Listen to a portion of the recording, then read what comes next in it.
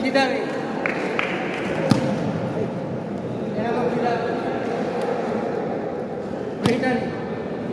point আমার point দেখেন মাইরে এখানে টানছি আর আমি যদি এখানে মাইরে ধরে রাখি আমার পয়েন্ট দেবে না কারণ আমার রিটার্ন ঠিক হয়নি বুঝছেন এইটারে বলে খিদামি ফেস ওকে 1 পয়েন্ট এটা হলো 1 পয়েন্ট ঠিক করানো তো না গ্যাকো গ্যাকো চুকি এটা হলো গ্যাকো চুকি